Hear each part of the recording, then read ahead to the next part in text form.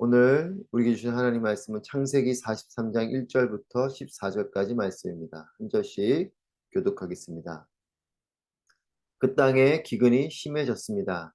이집트에서 가져온 곡식을 다 먹고 나자 아버지가 그들에게 말했습니다. 다시 가서 우리를 위해 양식을 좀 더 사오라. 유다가 아버지에게 말했습니다. 그 사람이 저희에게 단호하게 말하기를 만약 너희 동생이 너희와 함께 오지 않으면 너희가 다시는 내 얼굴을 보지 못할 것이다 라고 했습니다. 아버지께서 만일 저희와 함께 보내신다면 저희가 내려가서 아버지를 위해 양식을 사오겠습니다. 그러나 베냐민을 보내지 않으시겠다면 저희도 내려가지 않겠습니다. 그 사람이 저희에게 너희 동생이 함께 오지 않으면 너희가 다시는 내 얼굴을 보지 못할 것이다 라고 했기 때문입니다. 이스라엘이 물었습니다. 왜 그 사람에게 동생이 있다는 말을 해서 나를 곤란하게 만드느냐? 그들이 대답했습니다. 그 사람이 우리와 우리 가족 사항을 자세히 물어보았습니다. 그가 너희 아버지가 아직 살아계시냐? 너희에게 다른 형제가 있느냐? 라고 해서 우리는 그저 묻는 대로 대답했을 뿐입니다. 그가 너희 동생을 데리고 내려오라고 할 줄 우리가 어떻게 알았겠습니까? 유다가 아버지 이스라엘에게 말했습니다. 이 아이를 우리와 함께 보내십시오. 그러면 우리가 당장 가겠습니다. 그래야 우리도 아버지도 우리 자식들도 죽지 않고 살 것입니다. 제가 베냐민을 책임지겠습니다. 제게 책임을 물으십시오. 만약 제가 그를 아버지께 데려와 아버지 앞에 세우지 못한다면 제가 평생토록 아버지 앞에서 그 죄를 다 받겠습니다. 저희가 늑장을 부리지 않았다면 벌써 2번은 갔다 왔을 것입니다. 그들의 아버지 이스라엘이 그들에게 말했습니다. 꼭 그래야만 한다면 이렇게 하자. 너희 자료에 이 땅의 가장 좋은 물건들 곧 향유 조금과 꿀 조금과 향신료와 몰약과 피스타치오와 아몬드를 넣어서 그 사람에게 선물로 갖고 가라. 돈도 2배로 갖고 가서 지난번에 너희 자루 아귀에 담겨 돌아온 돈을 돌려주라. 그것은 아마 실수였을 것이다. 내 동생도 데리고 떠나 다시 그 사람에게 가라. 전능하신 하나님께서 너희로 그 사람 앞에서 긍휼을 입게 하셔서 너희의 다른 형제와 베냐민을 너희와 함께 돌아오게 하기를 바란다. 그러나 내가 내 자식을 잃어버려야 된다면 잃을 수밖에 없다. 아멘. 오늘도 우리와 함께 하시며 우리의 놀라운 은혜가 되시는 하나님을 찬양합니다. 기근을 이기려고 이집트에서 곡식을 사왔는데 이것이 완전한 해결책이 되지는 않습니다. 가지고 온 곡식에 한계가 있기 때문입니다. 사가지고 온 곡식은 한계가 있기 때문에 잠깐의 해결책은 되지만 계속된 해결책이 되지는 않습니다. 궁극적인 이 기근이 해결되어야 모든 것이 해결되는 걸 텐데 이 기근이 해결은 고사하고 더욱더 심해집니다. 1절 말씀에 그 땅의 기근이 심해졌습니다. 이 기근이 해결될 기미가 없어요. 더 심해졌습니다. 그러니 사가지고 온 양식이 떨어질 수밖에 없죠. 위기를 벗어나려고 곡식을 사왔지만 이 위기를 벗어나지 못합니다. 오히려 더 큰 위기 가운데 힘겨워합니다. 위기가 문제가 아닙니다. 위기를 극복하고 이길 힘이 없다는 것이 문제예요. 위기가 와도 이 위기를 이길 힘이 있으면 소망이 있는 거죠. 하지만 위기 가운데 이것을 극복할 수 있는 힘이 없다는 것은 절망인 것입니다. 위기가 있어도 내가 이걸 이길 힘이 있으면 소망이 있죠. 하지만 위기 가운데 극복할 이것을 이겨낼 수 있는 힘이 없다면 그건 절망인 것이에요. 위기가 사라지든 아니면 이 위기를 이겨낼 수 있는 힘이 생기든 둘 중 하나가 필요한 것입니다. 그래야 소망이 있는 것이죠. 위기가 왔고 위기를 해결할 능력이 없다면 이것은 우리에게 고스란히 절망스러운 일이요 우리를 망하게 하는 일입니다. 야곱 가족에게 그나마 소망이 있는 것은 그 극심한 기근 속에 곡식을 사올 수 있는 형편은 되었다는 겁니다. 즉 이것을 극복할 수 있는 힘이 있다는 것이에요. 그래서 야곱이 아들들에게 이집트에 가서 곡식을 사오라 라고 말하는 거죠. 곡식을 사가지고 올 수 있는 정도의 어떤 재정은 있는 거죠.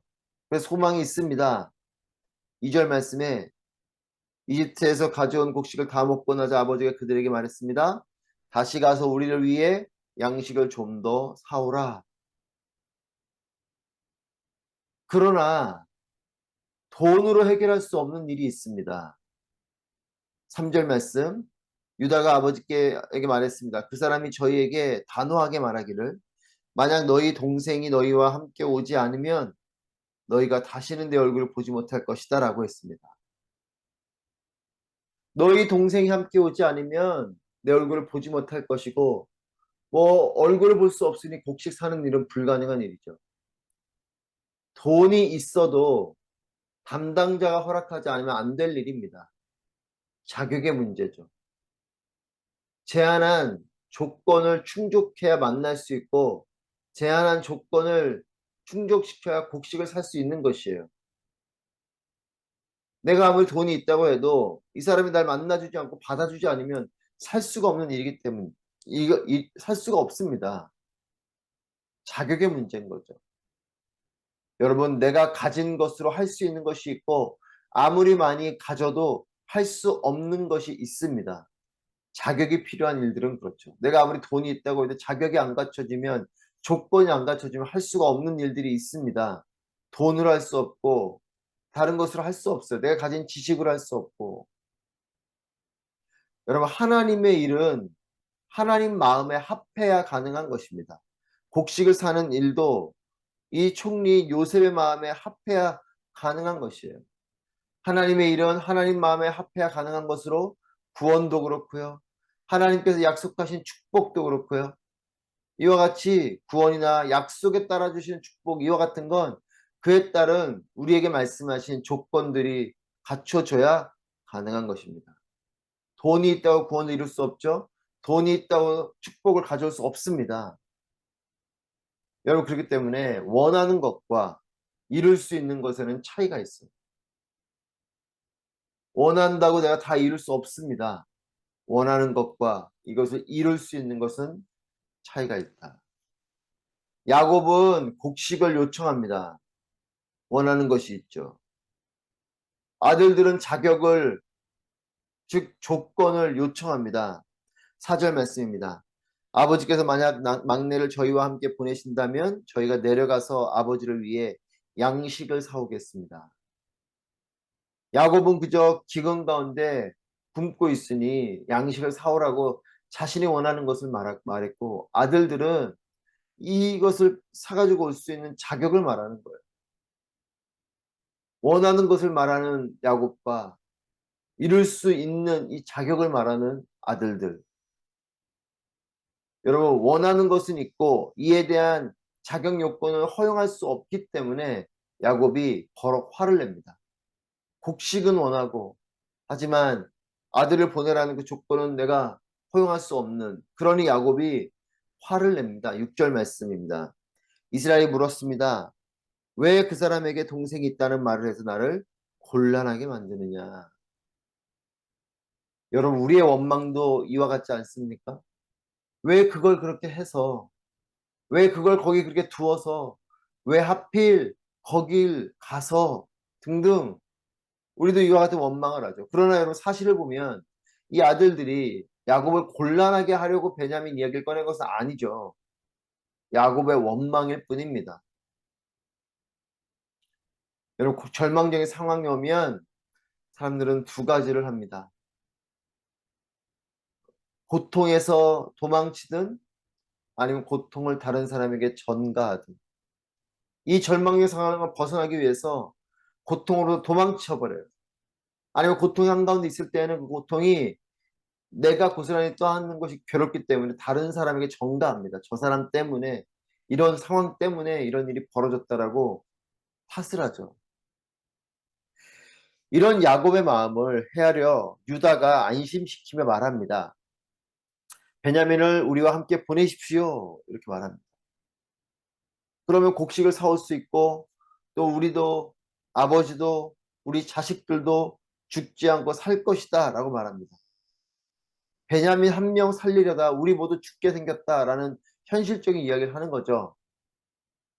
우리와 함께 베냐민을 보내면 곡식을 사와서 아버지도 살고 우리 자식들도 살고 우리 스스로도 살고 모두가 산다는 거죠. 하지만 베냐민 한 명 살리려고 하다 보면 우리 모두가 죽는다라는 말입니다. 그러면서 또한 공감하는 말을 잊지 않습니다. 9절 말씀입니다. 제가 베냐민을 책임지겠습니다. 제게 책임을 물으십시오. 만약 제가 그를 아버지께 데려와 아버지 앞에 세우지 못한다면 제가 평생토록 아버지 앞에서 그 죄를 다 받겠습니다. 베냐민을 책임지겠다라고 말합니다. 어떤 대가도 각오할 정도로 책임을 지겠다라고 말합니다. 극도의 어려운 상황과 이런 유다의 제안 앞에 야곱은 결단을 합니다. 11절 말씀입니다. 그들의 아버지 이스라엘이 그들에게 말했습니다. 꼭 그래야만 한다면 이렇게 하자. 꼭 그래야만 한다면. 야곱은 안 그랬으면 하는 마음이 있어요. 아들을 막내 베냐민을 데려오라는 이 말이 내용은 알지만 하고 싶지 않은 거죠. 안 그랬으면 안 하고 싶은 마음에 그는 버티고 있었습니다. 꼭 그래야 한다면, 즉 안 그랬으면 하는 마음을 품기 때문에 상황 가운데 이러지도 저러지도 못하고 있었습니다. 이렇게 하자니 아들이 죽을 것 같고 저렇게 하자니 모두가 굶어 죽을 것 같고 이런 상황 가운데 대답을 못했던 것이죠. 하지만 이와 같은 현실을 받아들이고 모든 것에 마음을 내려놓으니까 결단을 하게 됩니다. 여러분, 그냥 믿어지는 믿음이 있고 이 그냥 믿어지는 믿음은 세상도 품는 믿음이에요. 내가 봤을 때 믿을 만한 거, 믿어지는 것, 이것을 믿는 것은 믿음이 없는, 진정한 믿음이 없는 세상도 하는 일입니다. 여러분, 그리스도인다운 진정한 믿음은 무엇인가? 결단하는 믿음이에요. 아직 내 눈에 보이지 않지만, 아직 그 일이 이루어지지 않았지만, 하나님 말씀하실 때, 또 하나님이 살아계심을 비록 내 눈으로 직접 보지 못해도 하나님 살아계심 믿는 자에게는 내 삶에 결단하는, 이 일을 결단할 수 있는 그런 믿음이 되는 것이죠. 14절 말씀입니다. 전능하신 하나님께서 너희로 너 그 사람 앞에서 긍휼히 입게 하셔서 너희의 다른 형제와 베냐민을 너희와 함께 돌아오게 하기를 바란다. 그러나 내가 내 자식들을 잃어야 된다면 잃을 수밖에 없다. 전능하신 하나님께서 도와주셔서 이 베냐민 아들이 돌아오기를 바란다. 하나님의 인도하심을 기대하고 소망하고 있습니다. 그럼에도 내 자식을 잃어야 된다면 잃을 수밖에 없다. 여러분, 에스더가 고백했던 죽으면 죽으리라. 다니엘이 고백했던 그리 아니하실지라도 이와 같은 믿음의 고백과 닮아 있죠. 자식을 잃어야 된다면 내가 잃을 수밖에 없다. 하나님 주권을 인정해 드리는 거죠. 그리고 마음을 내려놓습니다. 결단한 거죠. 여러분, 이것이 진정한 믿음이에요. 내 자식을 잃어야 한다면 잃을 수밖에 없다. 죽으면 죽겠습니다. 그리 아니하실지라도 이 믿음이 진정한 믿음인 것이죠. 갈등의 상황 속에 야곱은 결단합니다. 이것이 믿음이에요. 갈등이 있지만 결단하는 것. 고통이 있지만 그 가운데 결단하는 것. 이것이 믿음입니다. 그리고 이것이 신앙생활인 것이에요. 우리는 어쩌면 날마다 결단하고 날마다 선포해야 할 것입니다. 날마다 결단하고 선포해야 되는 이유가 여기에 있어요. 이 결단하는 것, 이것이 믿음이고 이것이 신앙생활이기 때문에 그렇습니다.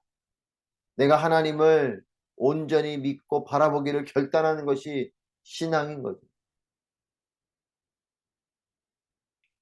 인간된 계산, 인간된 예측, 인간된 두려움과 염려, 여러분 이와 같은 것들을 뛰어넘어서 하나님이 하실 것을 믿는 것이 참된 믿음입니다. 내 계산에 따라서, 내 예측에 따라서, 인간의 두려움과 염려에 따라서 그렇게 나아가는 것은 믿음이 아닙니다. 믿음은 이와 같은 일들을 뛰어넘는 일이에요. 계산적으로 안 될 일이지만 내가 하나님께서 하실 것이다라는 걸 믿고 결단하는 것이 참된 믿음이요. 나의 예측으로 볼 때는 이 일이 불가능한 일인 것 같은 이런 상황 속에서 그것을 버리고 하나님을 바라보며 결단하는 것이 믿음이요. 또 우리 안에 있는 두려움과 염려가 가득한데 이와 같은 두려움과 염려가 나를 엄습할지라도 내가 하나님께서 하실 것이다 라는 믿음을 가지고 그 가운데 결단하는 것, 이것이 참된 믿음인 것이죠. 갈등의 자리에 머물러 있는 사람과 또 하나님을 바라보는 믿음으로 결단하는 사람, 같은 위기 가운데서도 차이가 있습니다. 이런 갈등이 펼쳐지면 그냥 그 자리에 함몰되어서 머물고 주저앉아 버리는 사람이 있습니다. 하지만 어떤 사람은 같은 갈등 상황에서도 하나님을 바라보며 믿음으로 기다리고 또 결단하는 이런 사람이 있습니다. 저는 이 아침에 저와 여러분이 갈등의 자리에 머무는 사람이 아니라 하나님을 바라보는 믿음으로 결단하는 사람이 되길 바랍니다. 믿음의 눈을 뜨는 여러분의 삶이 되시길 바랍니다. 내 앞날이 보여서 믿는 것이 아니라 내 앞날을 믿음으로 바라보면, 믿으면 하나님께서 인도해 주실 것이에요. 여러분, 우리의 삶에도 위기는 찾아옵니다. 위기를 극복하는 경우도 있고 또 이것을 내 힘으로는 안 될 때도 있습니다. 내 힘으로 가능한 것들이 있다면 최선을 다해서 이겨나가시되, 내 힘으로 안 되는 것들이 있을 때에는 눈을 들어서 하나님을 바라보며 도움을 구해야 합니다. 나의 최선과 하나님의 신실하심이 함께 이루어가는 것이 우리의 인생이요 인류의 역사입니다. 하나님과 우리가 함께 써내려가는 것이 우리 개인의 인생뿐만 아니라 인류 전체의 역사인 거죠. 하나님을 바라보는 것이 믿음입니다. 하나님을 바라보며 하나님께서 모든 것을 맡기고 결단하는 것이 믿음입니다. 믿음은 궁극적으로 죽으면 죽으리라 그리 아니하실지라도와 같은 이런 결단이 있어야 진정한 믿음이 되는 것이에요. 하나님을 온전히 바라보는 모두가 되시기를 축복합니다. 포기가 아니라 하나님을 향해서 믿음의 결단을 하고 믿음의 말들을 하고 갈등을 뛰어넘어 위기를 뛰어넘어 고난을 뛰어넘어 믿음으로 승리하는 우리 모두가 되시기를 주님의 이름으로 축복합니다. 기도하겠습니다. 말씀을 통해 함께 기도하실 때에 하나님, 갈등의 상황 속에서 하나님을 온전히 바라보게 하여 주시옵소서.